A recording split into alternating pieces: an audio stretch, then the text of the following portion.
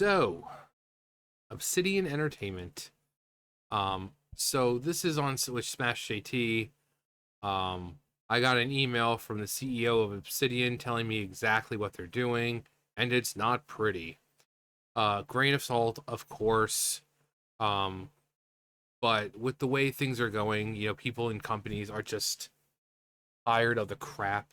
And a lot of times, these whistleblowers in these companies are people that would probably just get fired regardless if they can't, like, they're, oh, well, I keep myself, my politics to myself because if people knew I was conservative, I'd be fired.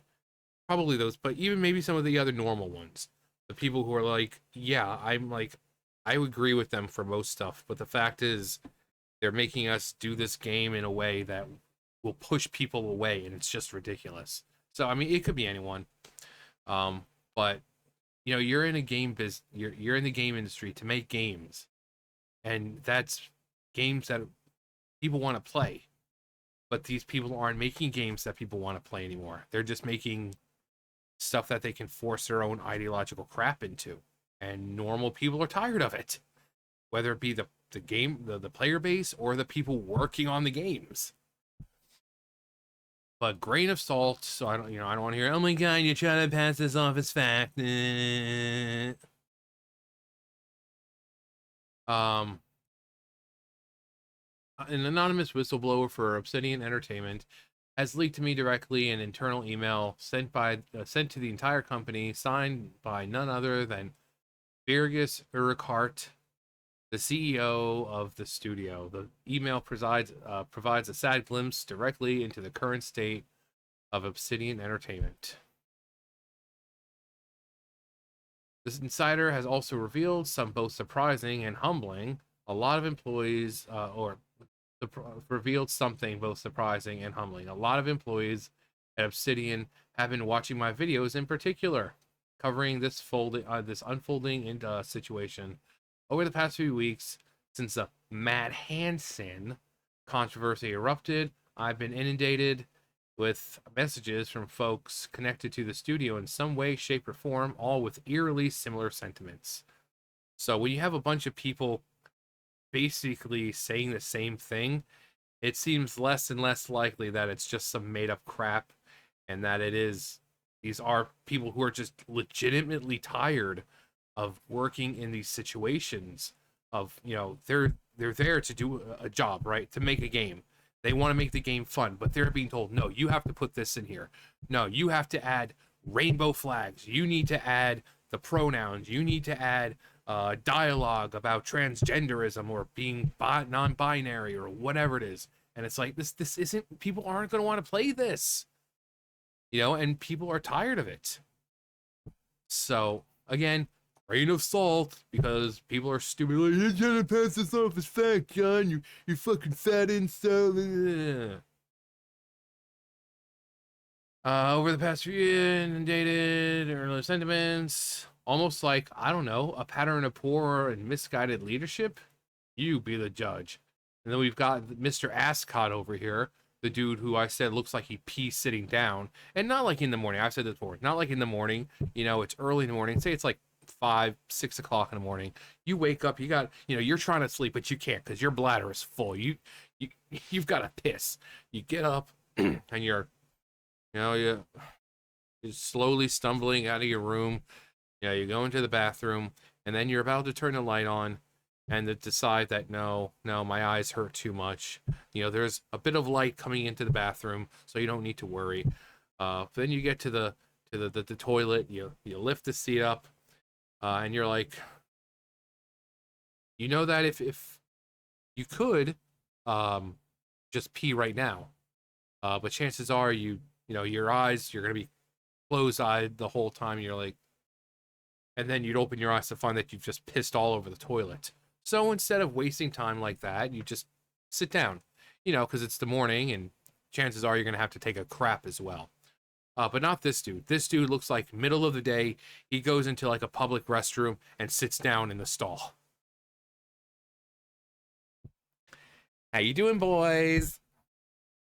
Oh my God, I have so much Seaman in my stomach right now. It's all trying to swim out of my booty hole. Um,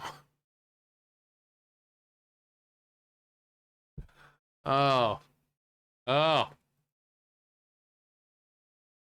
uh, while I disagree with everything Matt and others are doing at the studio, I am worried about feeling the outrage machine. However, I also worry that nothing will ever change for the better as long as people are ignorant of what's going on. Obsidian, the once beloved creator of classics like Fallout New Vegas and The Outer Worlds, find themselves at a serious crossroad. The internal climate is one of division, frustration, and stagnation. Whistleblower continues. The problem at Obsidian is its cultural and culture flows from the top. According to the leaker and multiple other employees who have reached out to me, a significant portion of the staff agrees that Miss Hanson, well, the dude sits to take a piss. I think I can call him Miss Hanson. Matt Hansen is a roadblock, stifling true creative freedoms in favor of pushing extreme ideologies. Again, most of these people are just good people. They go there, they do their jobs. If they're, zone level design, that's what they want to do. They want to make the levels and the area as beautiful and as immersive as possible. They don't want to have to do stupid crap like adding certain flags or certain graphics into there that push certain ideological things. It's like just he's like, can we just make a good game? Matt has no fear of being fired because as long as MS bought OEI, this was the culture. MS only further reinforces that particular world and cultural view. There were some there that pushed back against it, but most just left. I mean, makes sense. It's like, why continue on when you know things aren't going to change? If you're there to do a job, but they're telling you to do that job a certain way by adding things in there that you know for a fact are going to cause the game to fail, but then they're like, no, well, it's either that or you get fired. It's like, well, I'm just going to quit then. I'm just going to quit.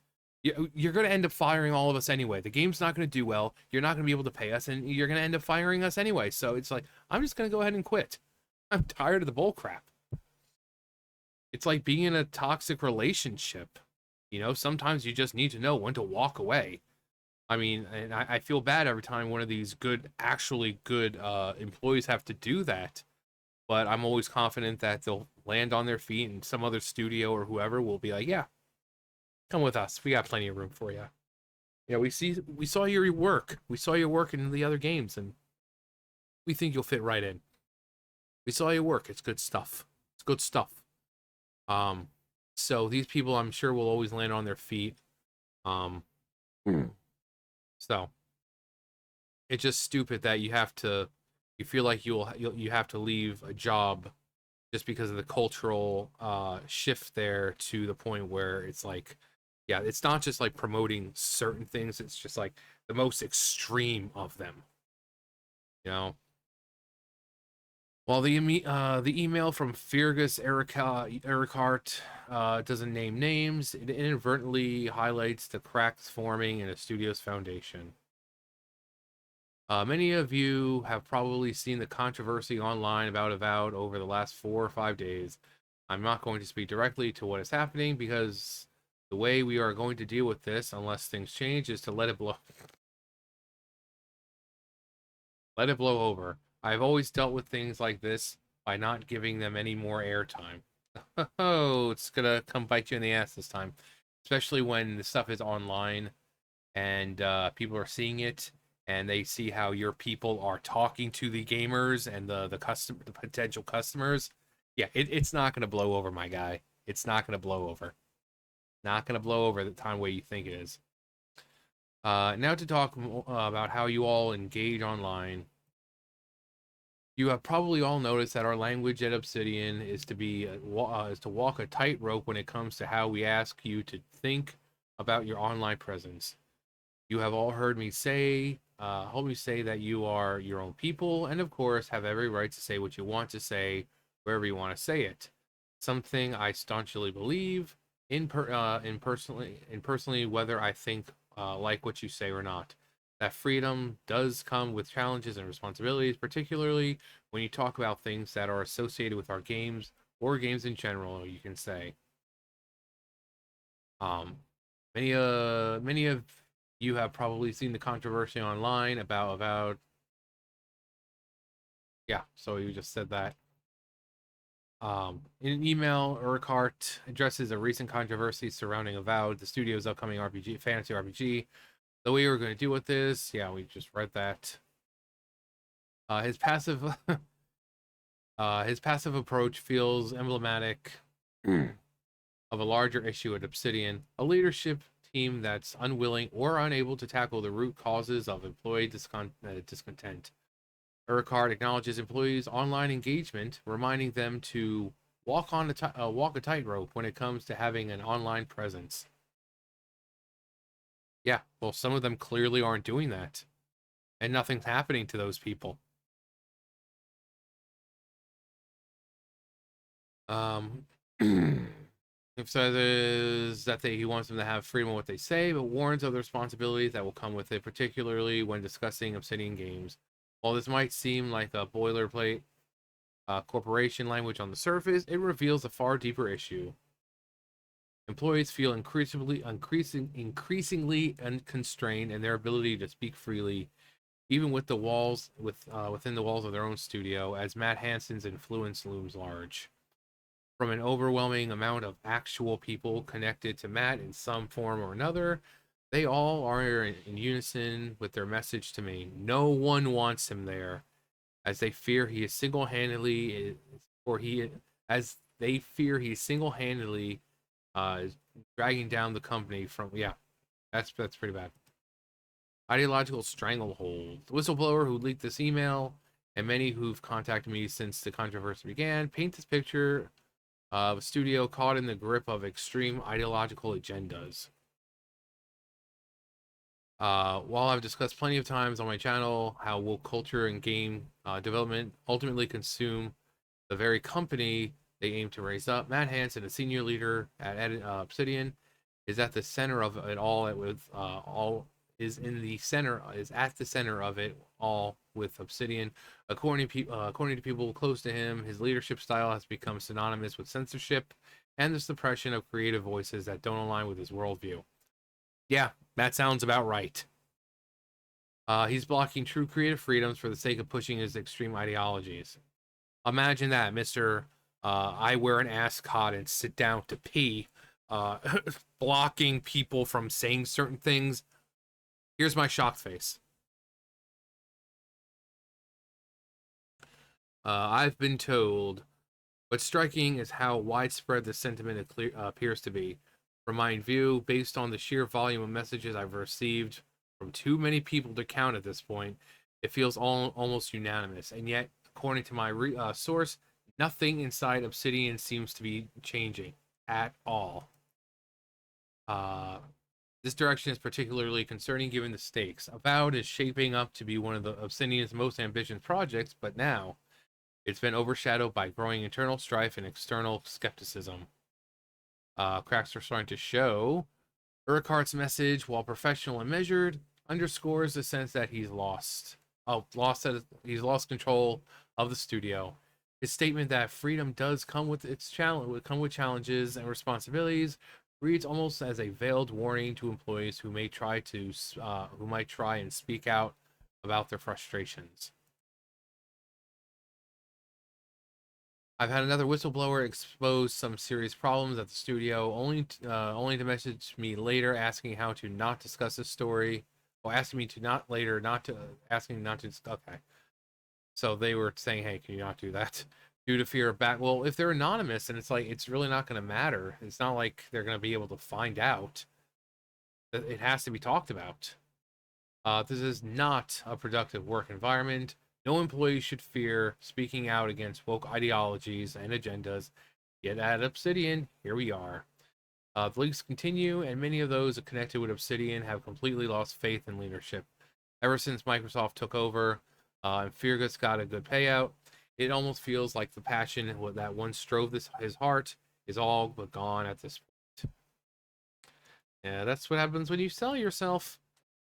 The whistleblower described a workplace where morale is at an all-time low, creativity stifled, and fear of any retaliation silences the current growing dissent. Yeah, your workplace should not be like that. If you have an issue, you should be able to speak freely about it. But no, no. Instead, you'll speak about these issues. They'll claim that you're making people feel unsafe, and you'll be fired.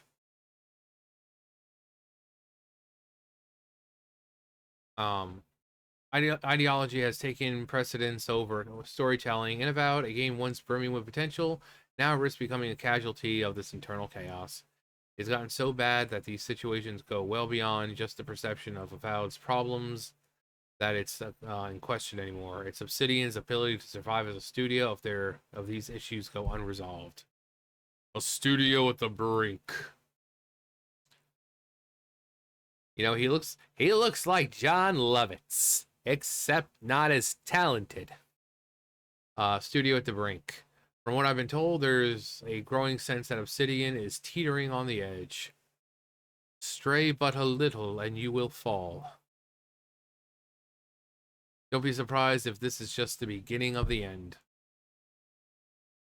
Fergus Urquhart's leadership is being questioned internally, and Matt Smith.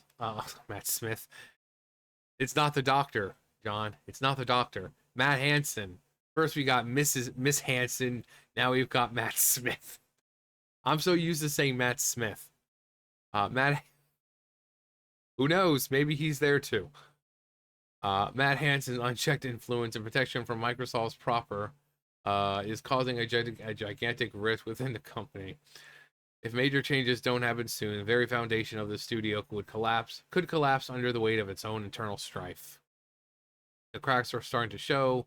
The choice now is whether Obsidian will actually try to patch them up and refocus on what made them great in the first place, creative freedom and bold storytelling, or, based on the email, more likely allow themselves to crumble, destroying quality developers and employees' lives while it spirals into... Yeah, that's probably what's going to happen.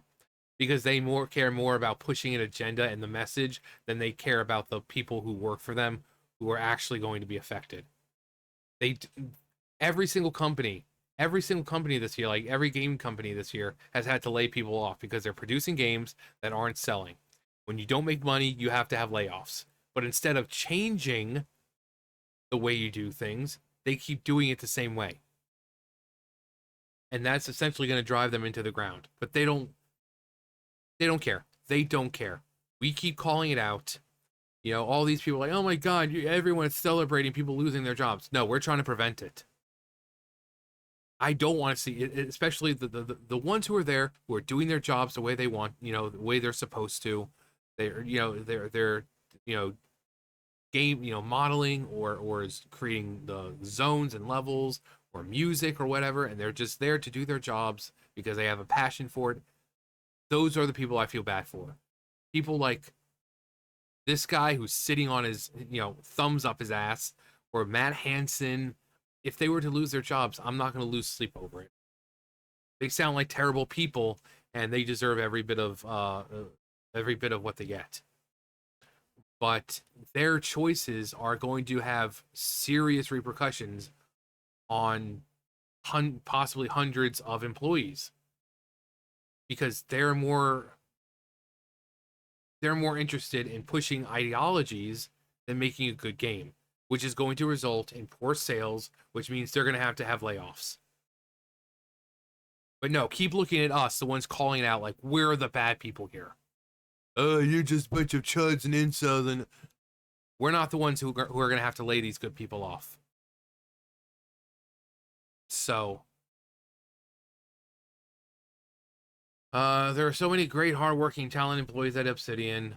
The current situation they're facing is a damn shame. It really is. Yeah.